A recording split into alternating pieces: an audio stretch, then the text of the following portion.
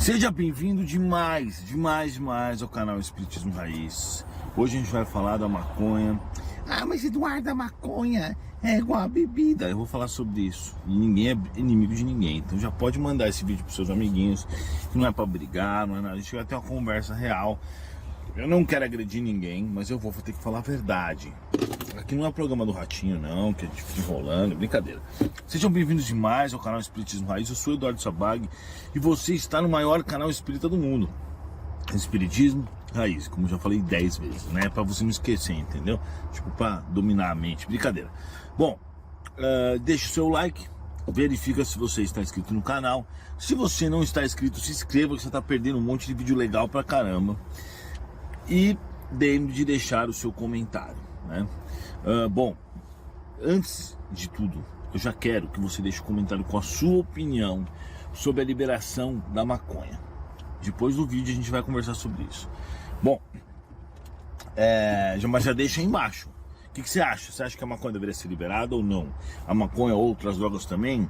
Ou que você acha que tudo deveria estar proibido? Tá. Qual que é o problema da maconha? Quando eu fiz uns stories, na verdade a Pupila, né? Querida Pupila, que está ativamente postando vídeos nesse canal, foi lá no nosso TikTok e fez o negócio da maconha, falando que a maconha traz obsessor. E eu joguei no Instagram, muita gente ficou criticando, dizendo que ai, mas a bebida também atrai obsessor, o cigarro também, a comida também, não sei o que, papapá. Ai, julgar os outros também, julgar os outros não traz obsessor. Esqueça isso daí.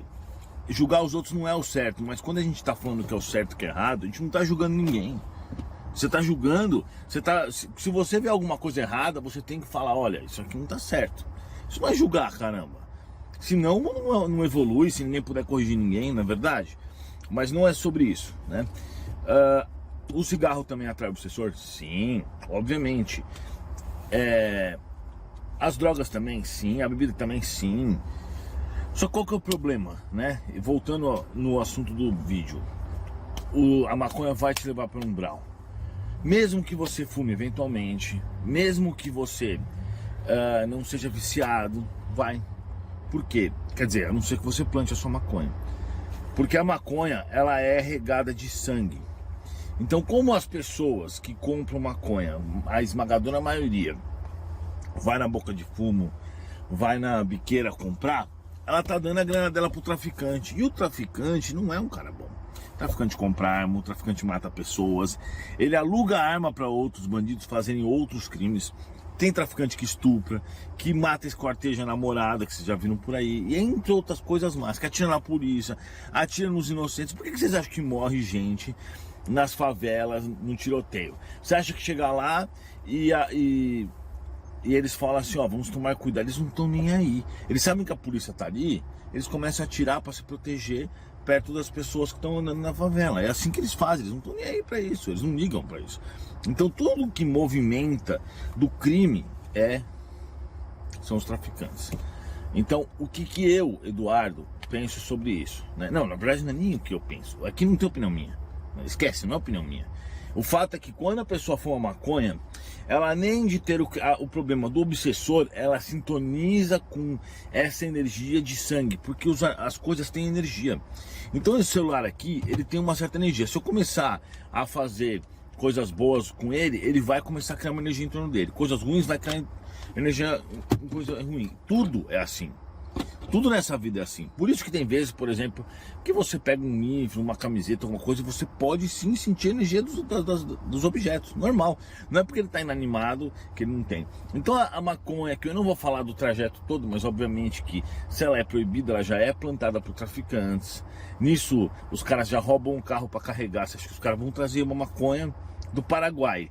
Vocês acham que eles vão fazer o quê? Vamos comprar um carro para levar a maconha? Porque óbvio que não. Ele vai comprar um carro e vai meter um cano na cara de alguém. Se o cara fizer alguma coisa, ele vai atirar, ele vai dar coronhada. Aí ele vai catar esse carro, vai levar para o Paraguai. Chega lá, eles atiram na polícia. É um rolo. Eu não vou ficar falando sobre isso porque não é o tema daqui. Mas eu sei muito bem como funciona todos os processos. Então, essa maconha, ela vem contaminada com uma energia terrível. Então o que eu acho? Eu acho o seguinte, né? Se você quer maconha, planta sua maconha. Aí não é que vai ficar bom, né? Mas não vai ser tão ruim como é hoje em dia. Hoje em dia é muito pior. O cara que compra, ele tá alimentando diretamente o traficante que mata pessoas inocentes. A gente sabe que no espiritismo não existe inocente, mas que na vida não existe realmente inocência geral, mas assim, ele tá alimentando mal. Com certeza absoluta. Então, o que eu sou a favor? Embora tenha uma coisa importante. Eu vi isso. Eu tive minha ex-sogra que teve câncer, que morreu de câncer. O único tratamento que eu vi fazer efeito nela foi o tratamento que eu fiz, que melhorou bastante os tumores, mas depois voltou. E realmente era para desencarnar. É o tratamento espiritual. Mas a gente foi Einstein, Sírio-Libanês, fomos para os Estados Unidos, ficamos fazendo tratamento dela na Califórnia, num cara top, num indiano lá, que era o conhecido desse tipo de câncer. E uma coisa interessante que aconteceu durante esse percurso todo, que a única coisa que tirava as dores nos nervos dela, acho que se eu não me engano, era a maconha. Só que eu comprava, eu mesmo comprava, ia lá na Califórnia, na loja, e comprava com os caras. Era um comprimido, né, que não tinha o THC, ela não ficava doidona. Só que ela, tipo assim, anestesiava num ponto que você não sentia, que ela não sentia dor. Só isso daí que resolvia a dor dela. Porque os tumores iam crescendo e apertando. Então assim, é interessante que você vê que a maconha tem muito boas coisas que ela pode oferecer. Porque não tinha mais anti-inflamatório nenhum, nem analgésico que poderia resolver isso. E esse negócio resolvia. Então é possível ser utilizada para o bem? Muito possível. E deveria, né? Dessa forma, com certeza. É possível fumar maconha? Eu acho que é tão ruim como a bebida, embora ainda que a bebida tem uns agravantes. O cara bebe muito, sai dirigindo bêbado e causa acidente. Então você vê, nesse ponto a maconha é menos pior. Mas não dá pra dizer que a maconha é boa, mas tudo bem, cada um faz o que quiser. Só que a partir do momento que ele compra o traficante, ele tá alimentando os traficantes, acabou. Agora, se ele planta a maconha dele, bem menos pior, né? Agora, Eduardo, você é a favor da liberação da maconha? Eu não era. Obviamente que eu não gosto de maconha, né? Isso não precisa nem perguntar. Mas o que eu quero dizer assim, hoje eu acredito que a melhor solução era, liberava, tributava, com esse dinheiro do tributo, criavam uma força policial e política para terminar, para impedir que outros vendam ilegalmente a maconha e faça esse controle, né? Bata diretamente no tráfico de drogas. Eu sou a favor disso. Tá? E destinaria uma porcentagem para quem realmente se considera viciado e quer sair dessa também, para fazer tratamentos. Eu acho que esse é o jeito mais fácil de você lidar com essa situação, né? E então assim, tem gente que pode relaxar, sim, tem gente que a maconha ajuda na ansiedade.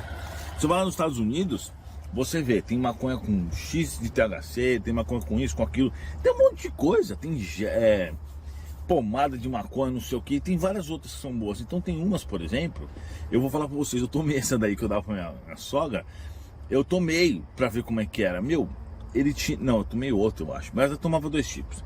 Meu, ele tirava toda a ansiedade. Então pra ter algumas pessoas que pode ser bom.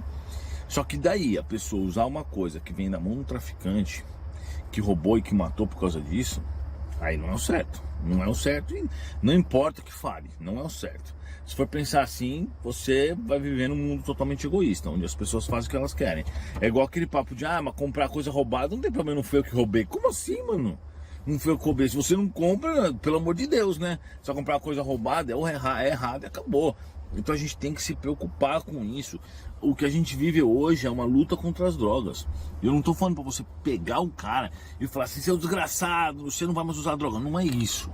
Mas a gente tem que conversar sempre, que eu falo sempre pra vocês. Outra coisa, né, que as pessoas me perseguem por causa disso. Que eu falo assim, não dê dinheiro para moradores de rua. Por quê? 98% deles são usuários de droga. E eu sei porque eu ajudei muito esses caras.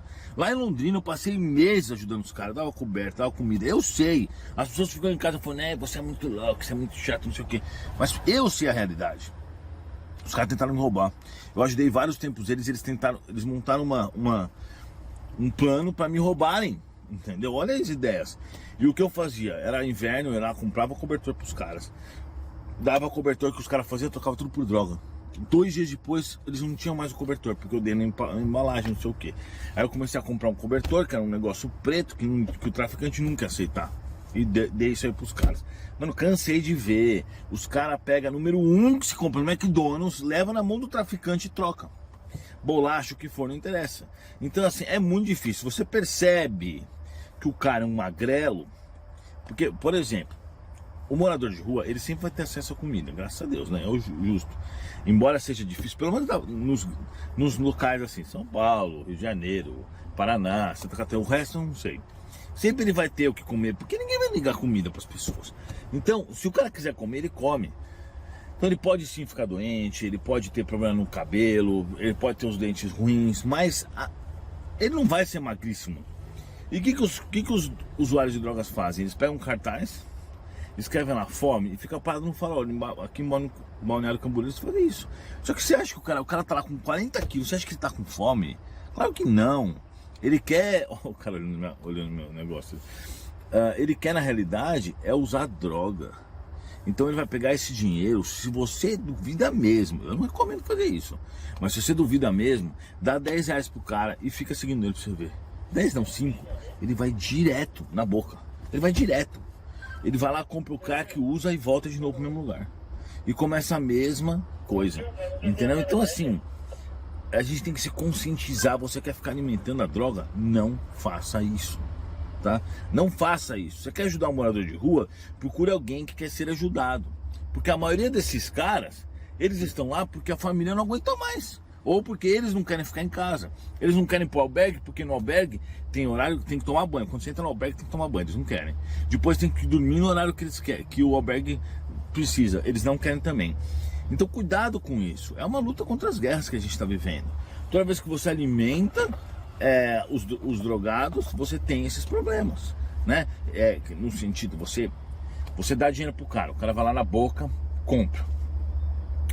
O cara vai usar droga. Então, primeiro, você já alimentou o traficante. Segundo, você ajudou o cara a morrer mais, porque o cara tá se matando. Terceiro, você ajudou os obsessores a ficarem loucões. Por quê? Você entendeu, né, o que aconteceu? Então é algo assim, muito grave, muito grave. Então evita isso.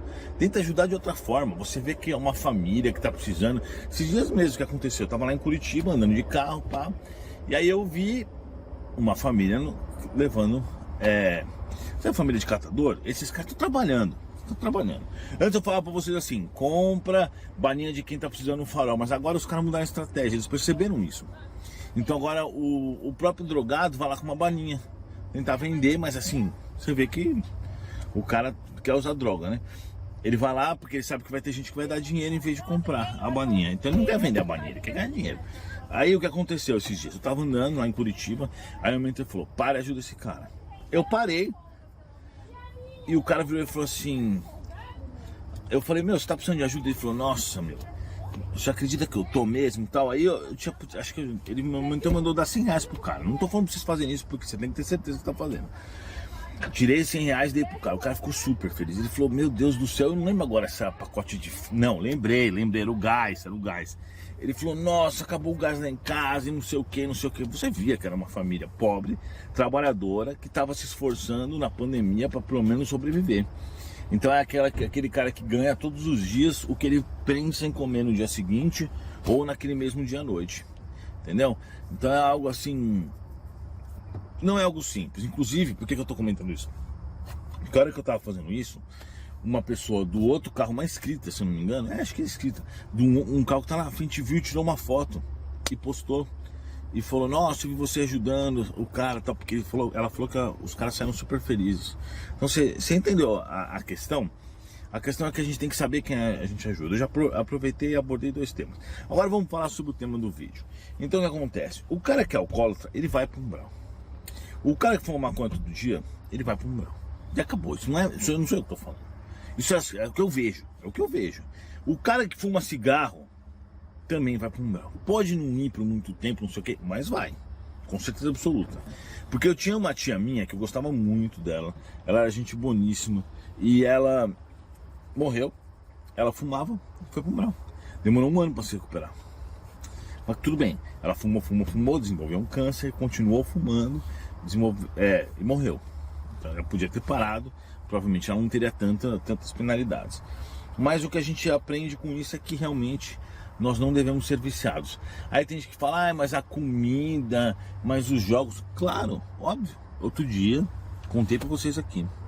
Eu conheci um obsessor, gordão, que ele era um obsessor da comida. O cara é uma pessoa boa, ele me contou a história dele. Ele era um advogado, tal, ele morreu. E ele disse que ele foi para um umbral, pra vocês verem como que é um umbral, né?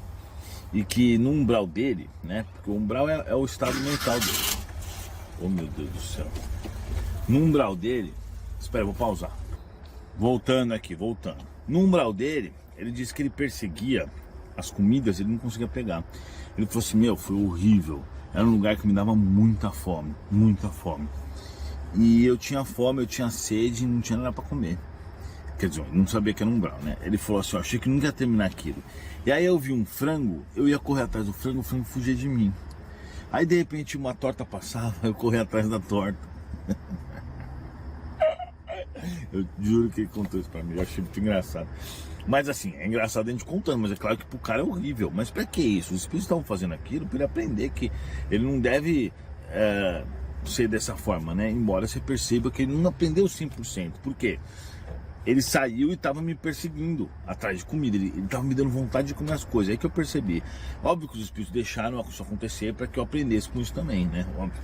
Mas o fato é assim, óbvio que um monte de coisa vai levar a gente para um umbral. Tudo que você faz desreguladamente vai te levar para um umbral. Isso acabou.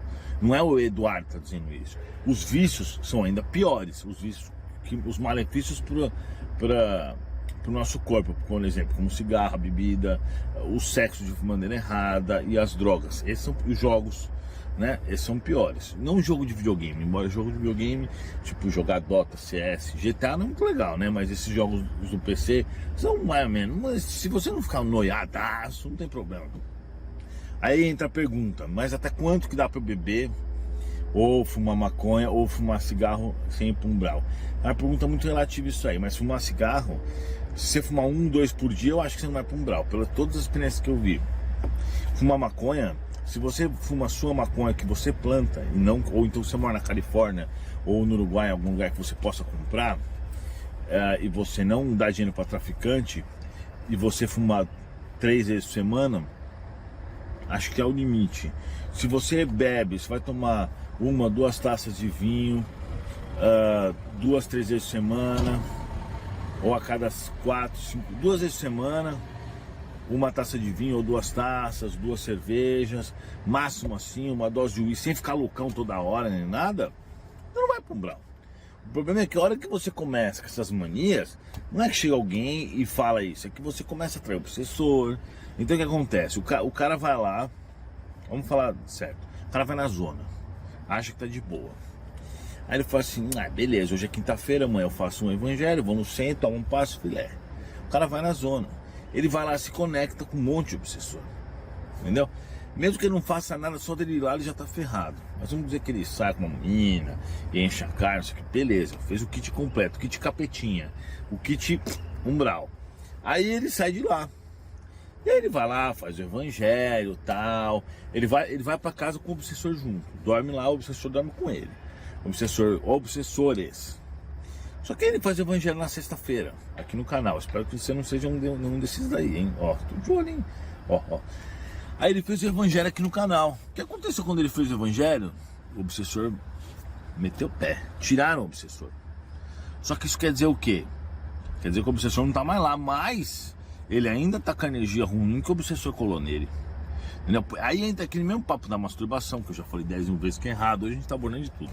Das drogas, da bebida e de todas as coisas que são feitas. Masturbação não é pra fazer, mas tem que se controlar mesmo. Mas vamos dizer, dessas outras coisas, né? O cara chega, mesmo que você tire o obsessor, 1 hora depois, a ligação que você estabeleceu com ele vai ficar por um tempo. Não tem jeito. Vai ficar por 1 semana. O obsessor do cara que foi na zona. E aí ele vai se sentir mal. Chega na segunda, na terça-feira, no domingo, ele tem uma tristeza, uma depressão. Aí a gente fala, mas a causa da depressão é essa. A causa da depressão principal, no meu ponto de vista, é a energia que a pessoa tá, a vibração que a pessoa tá. Porque que eu não tenho depressão nunca. Depois que eu conheci o espiritismo, não tenho tristeza, não tenho momentos ruins, eu vivo plenamente bem. E não é por situação financeira nem nada, porque eu já fiquei quebrado quando eu conheci o espiritismo e estava muito melhor do que antes. Então assim, tem que fazer uma autoanálise para pensar sobre isso. Mas o fato é que a nossa vibração depende muito dessas conexões que a gente faz. Então se você sai no final de semana, fica doidão, faz um monte de coisa errada e acha que tá de boa pro resto da semana, não é de boa. E o pior, tudo que a gente faz, seja jogar um lixo no chão, matar alguém, passar a perna em alguém, ter pensamentos ruins, vícios, etc. Tudo, sem exceção, vai para nossa fichinha. Antes de você morrer, um espírito vai lá, pega a sua ficha, olha a sua ficha inteira e fala: bom, esse cara não teve uma vida boa, ele vai ter que ir para um lugar ruim, ou ele vai para um lugar bom, depende do que ele fez. Não é automático. Tem gente que fala que é automático a vibração que você estiver. Não é, não tem como. Então quer dizer o quê? O cara fez besteira a vida inteira, aí no leito de morte dele ele fica com raiva e vai para um umbral. Não tem lógica isso, óbvio que não, né? Então nós somos realmente julgados. Daí que vem aquela frase: depois da morte vem o julgamento. Que tem alguns evangélicos que falam que o espiritismo não existe, não está certo por causa dessa frase, mas na verdade, depois da morte de todo homem vem o julgamento, só que seu espírito continua depois, né? Então nesse tempo do julgamento pós a morte, um espírito vai lá e decide falar assim: e aí, vamos ver. Isso aqui não é um espírito tipo eu, fala assim: e aí, traz uma Coca Zero enquanto a gente olha a ficha desse cara aí, por favor. Ah, beleza. Olha esse vídeo no YouTube. O cachorrinho, que legal. Não, não é isso, né? É um espírito top, um espírito perfeito, na verdade, que já manja desse aí, o trabalho dele. Ele pega uma ficha de um humano que tem lá 1 milhão de páginas e lê em meio segundo. Não estou exagerando, essas são as proporções. Ele lê, nem precisa ler, na verdade, né? Ele capta tudo. E aí ele fala: bom, beleza, esse cara vai para tal lugar e vai acontecer tal coisa para ele, com ele, tal e tal e tal. Aí óbvio, tem umas variáveis que podem ajudar ele ou não, se ele tem fé, se ele se arrepende, mas ele tem uma penalidade. Então é dessa forma que as coisas funcionam.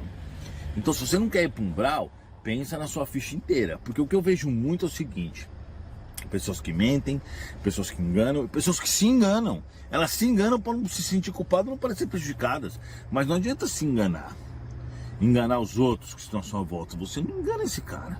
E esse cara que manja muito, sabe aquelas manja dos Paranauê? Esse cara manja dos Paranauê. Esse cara que realmente manja dos Paranauê. Ele olha a tua ficha inteira e ele já sabe tudo que você fez e as suas intenções. Isso que é mais importante. E ele vai mandar a pessoa para outro lugar. E aí eu lembro a vocês o quê? Vou contar um caso rápido. Já se estendeu o vídeo, mas parece assim mesmo. O André Luiz estava lá num local, ele chega e tinha, eu esqueci o nome agora, o termo que eles usam, e tinha um monte de gente dormindo. Só que as pessoas estavam dormindo num pesadelo intenso. Não é que elas estavam dormindo, elas estavam, assim, algumas pessoas por meses, anos, num pesadelo intenso. Então eles vão fazer uma prece para tentar ver se ajudam aquelas pessoas. Então você percebe que naquele momento aquelas pessoas, na cabeça delas, estavam num umbral, ou então estavam num tipo de pesadelo terrível. E é um pesadelo repetitivo. Então, por exemplo, vamos supor, o cara que estuprava, estuprou um monte de gente, 10 mulheres. Ele ficava repetitivamente num looping assistindo esses estupros, e ele, durante esse período, começou agora, os caras me cercando aqui, os obsessores estão mandando aqui. Mas eu não tô nem aí, né? Não tô nem aí. Eu não sei o que eles estão pensando, nem me interessa também. Cada um faz seu trabalho, né? Eu não tô de boa aqui. Cada período, vamos dizer, ele cometeu 10 crimes desse. Cada vez que ele cometeu isso, ele vai vendo um looping infinito, assim. Ele vai vendo tudo que ele fez com as pessoas, só que ele vê no ponto de vista das pessoas. Ele sente o medo que a vítima sentiu. Nada mais justo, né? E é desesperador pro cara. É desesperador. Então ele fica lá 5 anos assistindo isso. Pra que isso? Pra alma dele perceber que isso é errado mesmo. E gravar isso tão fundo na alma dele, que quando ele sair de lá, ele nunca mais vai querer fazer isso. E é isso que acontece com muitas pessoas. Por exemplo, eu conheci uma pessoa que ela falou que morria de medo de altura. Me perguntou se ela tinha morrido caído de algum lugar. E aí os espíritos me falaram que não, que na verdade era o contrário. Ela empurrava a galera. E aí quando ela morreu, ela foi para um local desse e ela ficou vendo por muito tempo ela empurrando a galera. Ela pegou trauma de altura por causa do que ela fez. Claro que a expiação dela, normalmente, seria ser empurrada. Vocês sabem disso, né?